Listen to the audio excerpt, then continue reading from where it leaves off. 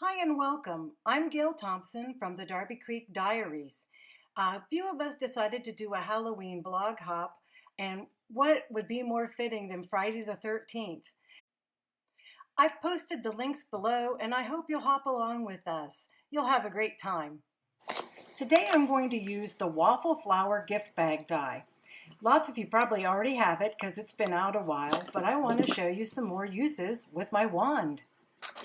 This is the size bag that you get if you just use the die in the regular way. It's 3 inches high, 2.5 inches wide, and it can be as deep as you like because you pick the size of the strip. And those are Doodlebug papers. This is the larger bag. It uses the same die, but you need to use 12 by 12 paper if you don't want any seams. This is the bag that we'll actually be making today. It's kind of a little shopping bag version, and that is Lawn Fawn's lawn trimmings, tying it together. I've been having fits doing my voiceover, and I had to trim out some things, but I wanted to show you my wand. If you're familiar with Harry Potter, this is Professor McGonagall's wand.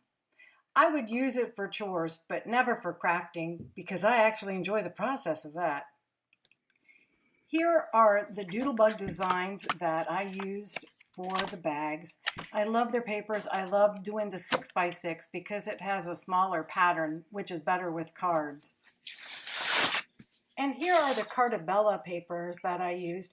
I'll have all the supplies listed for several different stores below in my YouTube description and over at the blog, which will have the better descriptions and will have pictures of everything. And I just love these pumpkins. And the back is like a newspaper thing, what I probably wouldn't use, but I really love the pumpkins. And this is Coordination's Black Magic. This is the core, the orange core where you sand it, and I'll be showing you that in a second. And here's the template that I made for you. You can do any size for the long strip because you just cut that out. And then I just cut a template for the smaller piece so that you wouldn't waste a lot of paper. Now, when you print this template out, you're going to want to do it on legal size paper because copy paper is only 8.5 by 11 and it wouldn't be big enough. So I got out my old big kick and we're going to lay the template of the regular die up, and this is going to be the top. And I have the pumpkins facing the right direction too, and that's important. And you're going to set the cutting plate on the top just above where it would cut for the bottom flap. It's very important. You don't want to cut all the way through or you'll have the regular size bag. And it takes me a minute to get it adjusted, but there we go.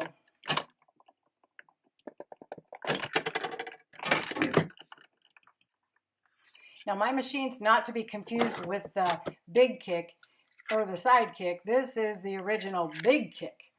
This is my second Sizzix machine. The first one had the old handle on it. Now we're going to lay it the bottom facing the front, and we're going to, that would be the bottom tab, and we're lining it up with the bottom of the paper there. And now we're going to get the cutting plate so that is just above where it would cut for the top of the bag. It's not perfectly straight, but that's not really going to hurt anything much. I need to get over those things sometimes.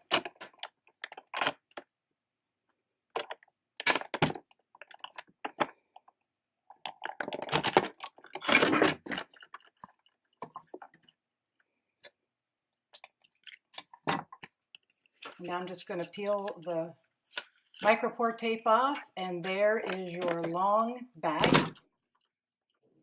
Now we're going to put the little shopping bag handle in. I have both of my side pieces together facing up, and I'm going to run it through knowing that the bottom one isn't going to cut, but it will make the little groove for me. And that's the only way I knew they would be in the exact same spot on both sides. Now I'm just going to set that die right back in the little grooves and finish cutting the handle on the other side of the bag. And I see it's not level. Oh golly. Now I cut out the template, and this is that black magic paper, and I'm going to use piece of sandpaper, although I know I have sanding blocks, but did I get up and get it? No. So it takes a little while with the sandpaper, but it's fun. You can get out your frustration. This paper comes with all different colors of core. It's by Coordinations. And so I'm just going to sand away on this for a second, and we'll speed it up for you. It does kind of make a mess. Now it's time to put the bag together. First, we're going to get out the cutting blades, and I use that to also score. And we're going to measure 4 3/4 from the bottom. And we're going to put a little crease there. And then I'm going to flip it over and do 4 3/4 on the other side. This will all be on the template and at my blog, which is where you can download the template. And that gives you 2.5 inches in the middle. Now I'm going to score this. Do you live in a neighborhood with a lot of trick-or-treaters? I didn't used to for probably 30 years. And so I was excited when I moved to a neighborhood that we get hundreds and hundreds. People bring their kids from all around because we're high density, so it's more candy for the walk. But I enjoy it, and I invite my friends over that don't get trick-or-treaters, and we all sit in the driveway with chili and a fire, and I've got some funky flames to throw in the fire. It's supposed to make rainbow flames, and well, we'll see if it works. So we just sit there and we all give candy to the kids and enjoy ourselves. Now I'm just lining up the sides. It seems easier for me to lay it down flat, and kind of that way you can see where your edge is. So I kind of mess around with this for a minute because you really don't want that side sticking out. And that tape is really sticky, so don't push all the way down until you're sure. Now we're just going to roll it up and do the bottom. Same way, stand it up so you can look right down on it.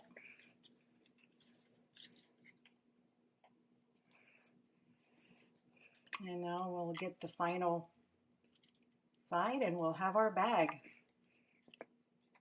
If you're like me and you have trouble getting that release tape off, the paper off, Jennifer McGuire suggested these pen blades, and they are awesome. You get a set of 3 of them for, it's like $9.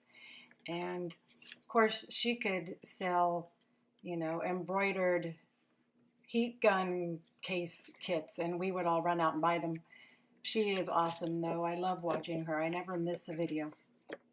So now here we go. We are at the end, and I don't know how I wound up with a little extra. I shouldn't have, but nothing ever goes perfectly, does it? So here is our bag. Now I'm going to fold it in and make it so it's kind of like a little, kind of milk carton-y look. Hey, you probably could make little milk cartons out of these. And here are our finished projects. I hope you enjoyed this video, and I appreciate you spending part of your day with me. Please stop over at the blog for more information and to download that free template. And if you have any comments, I'd love to hear them. I hope you'll click like and subscribe and come back and see me soon. Don't forget the other stops on the hop.